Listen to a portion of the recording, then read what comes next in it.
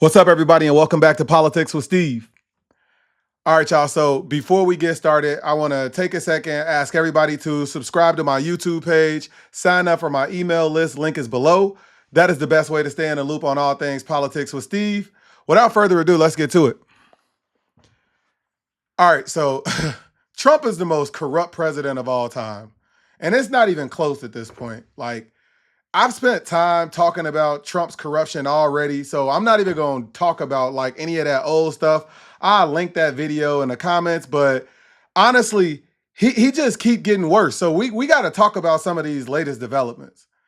And I want y'all to understand the patterns and like how he does business. Trump makes like wild decisions with, pardons, foreign policy, investigations, and these decisions seem to never really make sense to people. And then when we learn more information, we see that somehow each one of these decisions end up benefiting him, his family, his friends, some business deals. And we just supposed to pretend that, there's no correlation. Let's talk about some of these examples, right? So back in May, the UAE Sovereign Wealth Fund deposited $2 billion into Trump family's crypto scam. And 2 weeks later, the US suddenly gave the UAE access to over 100,000 of the world's most hard to find and advanced semiconductor chips. Now, this was against the advice of national security experts. And guess who negotiated this, though? Steve Witkoff, one of Trump's, business partners that he had for a long time. The guy that's working on the Russia-Ukraine peace deal. And, this is just already insane, but it gets deeper. Trump set up a meme coin basically right after he won the election so that people could funnel money to him. And his meme coin is not even real currency. Like, it's basically just a collectible fan token. Now, the stable coin behind it, the UAE bought $2 billion of that through Binance. And guess who owns Binance? CZ, the crypto guy Trump just pardoned. A man who prosecutors said he caused harm to national security by allowing terrorist organizations and other bad actors to launder money through his platform. Trump pardoned this man and then went on national TV and claimed he didn't even know who he was. Meanwhile, Trump got, over $500 million in business deals in the UAE alone. 5 licensing agreements, 3 crypto projects, and he got more deals on the way. So how are we supposed to trust him handing over these, very advanced semiconductor chips to the UAE, chips that experts say pose significant national security risk just because Trump said that, it has nothing to do with it, or, he's not in any conflicts of interest. This is how Trump operates. He is so transactional. Last week, we heard that the Trump administration pardoned Democratic lawmaker Henry Seller and his wife. Now, both of these people were accused of taking over $600,000 in bribes from a foreign state-owned oil company and a Mexican bank. Trump pardoned him, and the second Seller announced that he's still running for re-election, and as a Democrat, Trump started attacking him. He's mad because he thinks dude is disloyal. Like, he used pardons the same way that mob bosses use favors. The gold bar fiasco with Switzerland. Y'all heard about that? Like, Trump reduced tariffs on Switzerland from 39 to 15% after Switzerland representatives visited him in an Oval Office, and they came strapped. They came with a custom gold bar. They came with a Rolex desk clock that was very exclusive and very expensive. But like, what? Like, this is how you get favors from the US president at this point? And nobody questions whether or not that had anything to do with Trump dropping tariffs rate by more than half. All right, let's continue. So last month, MBS, the Saudi crown prince, came to the US and announced that Saudi Arabia will be investing $1 trillion into the US. Saudi Arabia's entire GDP is $1 trillion. That is literally impossible.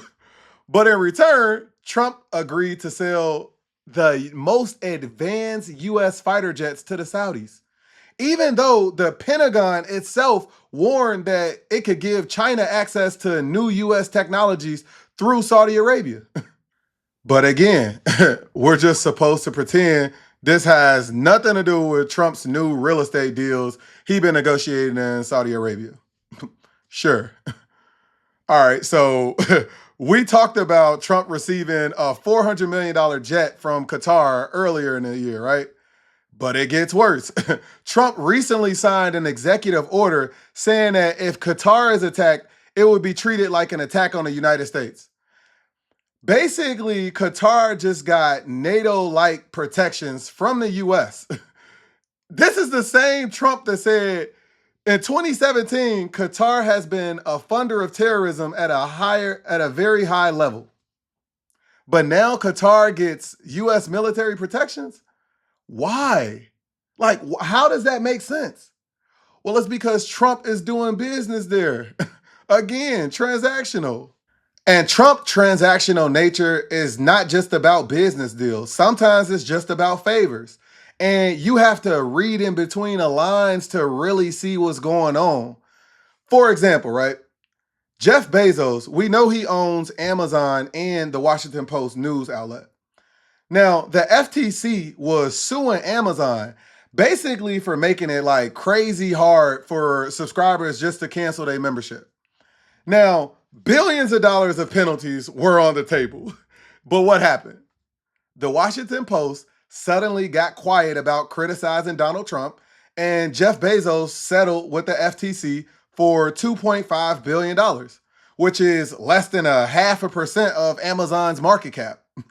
And who hires and fires the FTC's leadership? The president.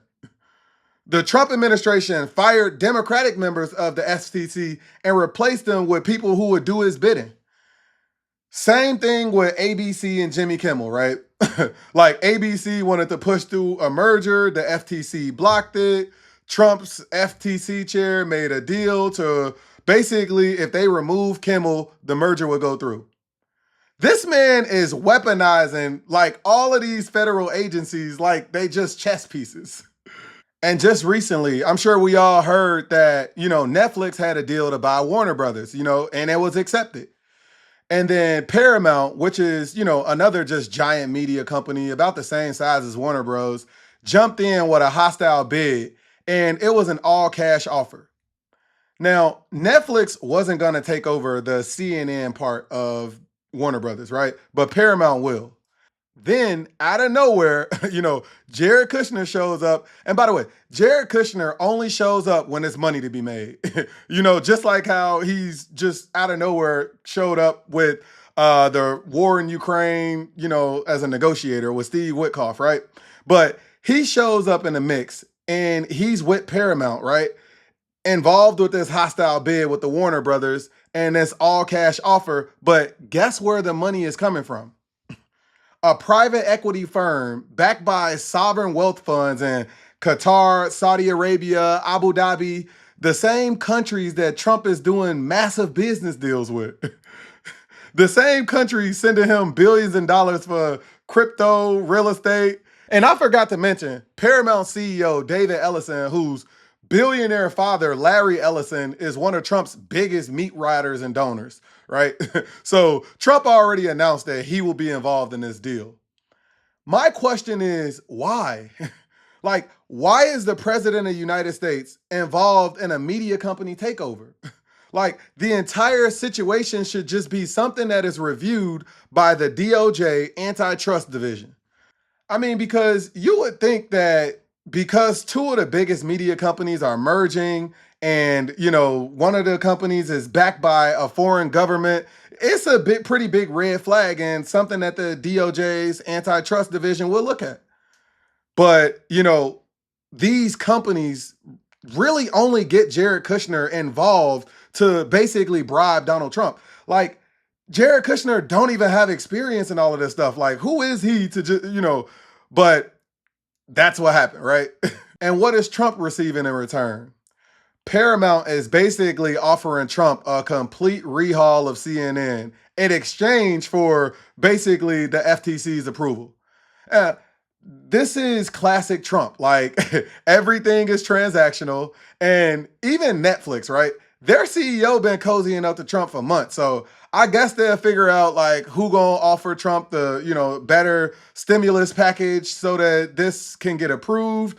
In my opinion, Paramount got Jared Kushner, so they got the upper hand right now. And so when we think about the way that Trump uses his power as president as like this transactional tool to get, business deals and favors from people, sometimes when you hear about something and you don't really understand what's in it for Trump, just wait. There's a backdoor deal somewhere.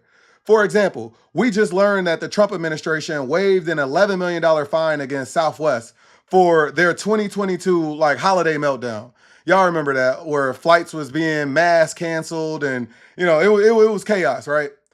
I don't think that was just them doing Southwest a favor. Like I said, we'll hear about in some way Southwest put money in Trump's pocket or did something in that manner. When we think about Trump pardoning Troy Titus, right?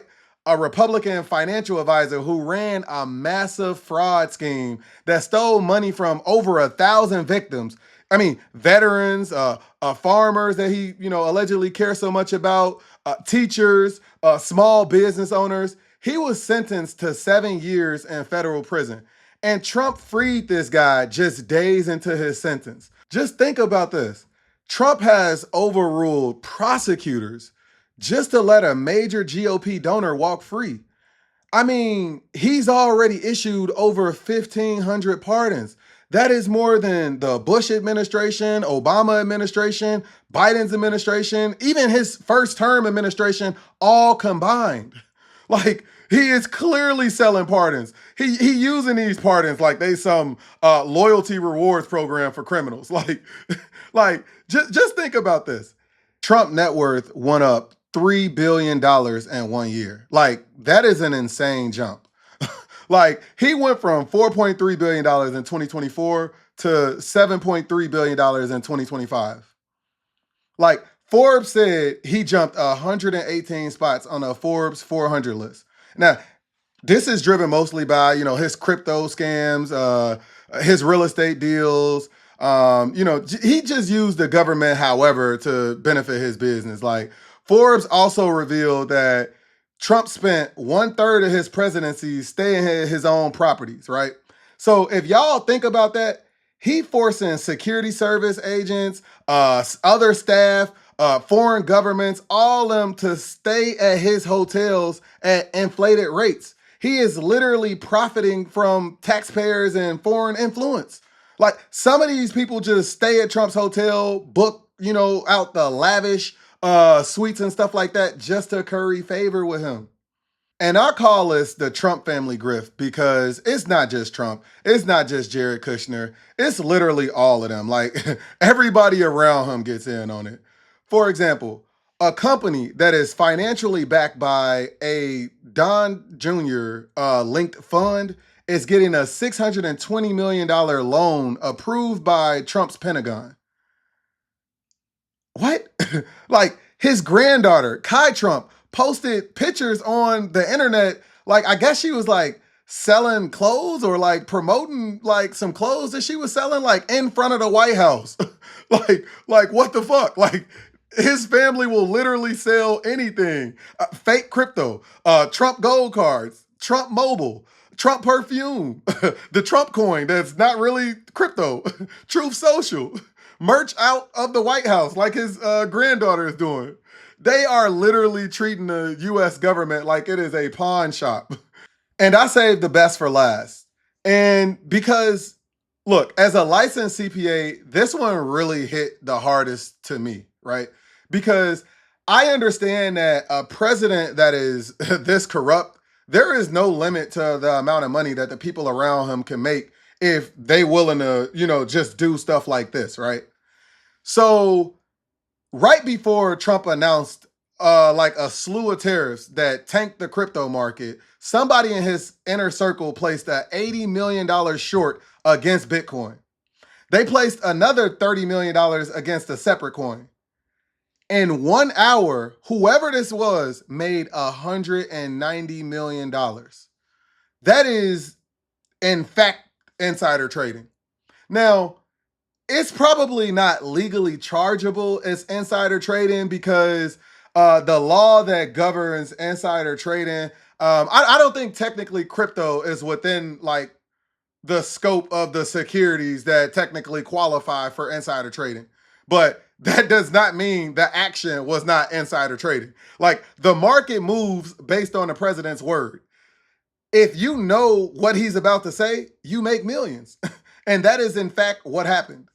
Like again, that can be something that is just repeated as much as they want to. So I keep saying this, but Trump is a scammer that won the presidency, and this is what that looks like.